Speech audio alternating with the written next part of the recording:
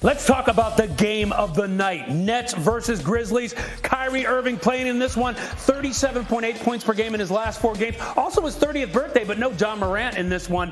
And look, we take you to the third. Down 9. KD and Irving would come alive. There's Irving on the drive. Jay Will, jump in. Great, Ryan. Show me all the Brooklyn Nets highlights you want. I told people 3 weeks ago that the Memphis Grizzlies were getting to the NBA Finals. How's that prediction looking now? I'm telling you, they are on their way. Well, let's look at this, though. Durant hitting the pull-up jumper. They had 25 KD and Kyrie in the third combined. Nets up 1. Then in the fourth, as you say, Grizzlies coming back. Here's Brandon Clark with the dunk. This team is 15-2 without John Morant. They are complete. Desmond Bain can knock down shots, and they defend you in each and every possession. And you said it right there, hitting the 3. Morant loving it. Bain had 23, and the Grizzlies go on to win 132 to 120. Look at them fired up. Watch out, Malika. I love it. Okay, so let me talk to you first about Kyrie, because you're talking about the vaccine mandate's been lifted, or at least sources tell us it's going to be lifted. What does this mean for the Nets and Kyrie? It means that they are the favorite in the Eastern Conference. Now, I'm not saying they're the most complete team in the Eastern Conference. You know, you have teams like Boston that's playing really well. I still think Milwaukee's the most complete team. But when you have 2 of the most gifted, dynamic scorers in the history of the game. Look, I've said this before. Kyrie Irving is the most skilled player the game of basketball has ever seen. You can debate me all you want. And if you want to have Kevin Durant number 2, them on the court at the same time with a healthy Seth Curry, this team is lethal enough to get there, even if they are playing without Kyrie Irving in that first round series against the Toronto Raptors. So then in that same vein, and I can't believe in a way, Kyrie, the most skilled, KD number 2, both on the same team. Brooklyn now the 8th seed, right? So how much on alert should the top 4 seeds in the East be at this point? Well, we've seen Miami over the last couple of games. We saw them with a spat last night to a degree. The Boston Celtics will be a tough matchup. I would still favor the experience of Kyrie Irving and Kevin Durant over them. Philadelphia, people would love to see that matchup just due to all the drama you will have around James Harden, Joel Embiid. I'm still trying to tell you at the end of the day, though, in Milwaukee, look, they're the defending champions. I give Giannis, who is one of the best players the game has ever seen as well. But with KD and Kyrie, with the way they can defend, if they're all healthy, will probably be the biggest odds favorite to get to the World Championship. And that right now sitting at the 8th seed. Now let's talk about those Heat, because last night in Miami, frustrations boiled over. Take a look at this. Jimmy Butler and teammate Udonis Haslem getting into a scuffle on the bench. Eric Spoelstra slammed his clipboard to the floor to try to break up the spat. It was getting hot. The Heat fell 118 to 104 to the Warriors. They lost their second straight. And here's Spoelstra after the game on that incident. But I was wondering where the dinner plans were tonight after the game. It was pretty clear. Like, we have a very competitive, gnarly group, and we're getting our asses kicked. And it's two straight games. We were not playing to the level that we wanted to play. It's crazy, but it's passion.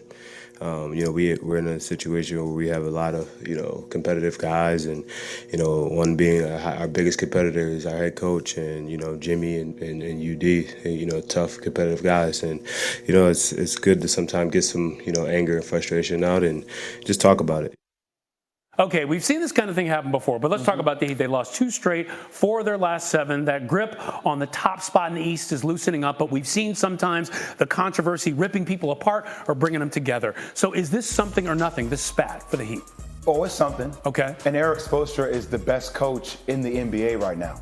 So when I see a team that is not built around having superstars, where it's a collective each and every night, when you lose to Golden State without Stephen Curry and Klay Thompson, with the way they were getting stumped last night, of course, that's going to enrage people. And I like this, because this is who this team needs to be all the time for them to have a chance. Now, I know they're considered with their record to have the best record in the Eastern Conference. I don't think they're the best team in the Eastern Conference, but they want to have a chance with dogs like Udonis Haslem, who is a spirit off the bench, not off the bench, on the bench, because he never really gets off the bench. Right. But I'm talking about PJ Tucker, Kyle Lowry, Jimmy Butler, the dogs, Bam Adebayo that they have on this team. This is the spirit they need to have all the time. And then they pull themselves out of this funk, especially going into the playoffs. Wow. I mean, for all the stuff happening right now, NFL trades, March Madness, Sweet 16, MLB starting, we do have the NBA playoffs starting in about a month. It's like we almost forgot about it, but we can't because it's getting hot. And remember, the Heat right now, if everything stood as it is, they would be facing the Nets. So how important is holding on to that top seed in the East for Miami? Well, you always want to have home court advantage. I mean, that's huge. But this is the problem that I'm having. And I love that PJ Tucker's probably done one of the best jobs defending Kevin Durant, even though Kevin Durant still had, he was about a size 13, 14 away from closing out that series, right? Right. But he's a great defender. Jimmy Butler would be a great defender too. I still think it would slightly favor Brooklyn just due to how Kyrie Irving, I cannot tell you how special of a player he is. People love to tack on all these other outside issues to debase him. On the court, this dude is one of the most gifted guards the game has seen. If he's going for 60, if he's going for 40, granted, they need additional pieces. But if they get going offensively, they are so scary to stop. Wow, imagine how that could play out if we take that in the playoffs. Now let's run the floor, and I want to begin with the Celtics because they win again, cruising past the Jazz. Jay, just how good is Boston?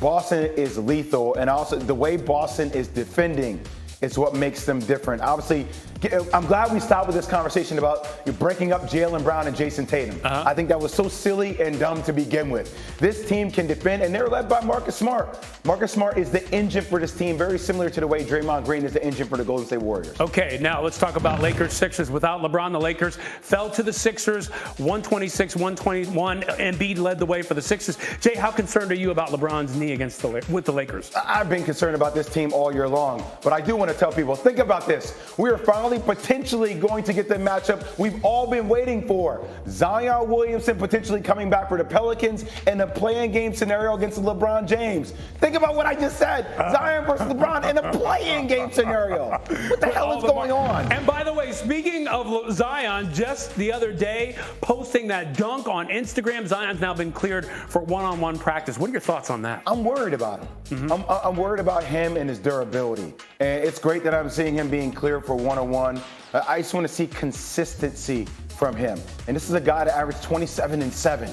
Think about 27-7. That's how gifted of a player he is. But like I said before, his size, his frame, with the reckless abandon in which he attacks the rim, the outside development of his skill set, shooting mid-range jumpers, floaters, he needs to add those additional things to his game so it releases the percentage chances that are very high of him coming down on his leg or putting himself in injury position again.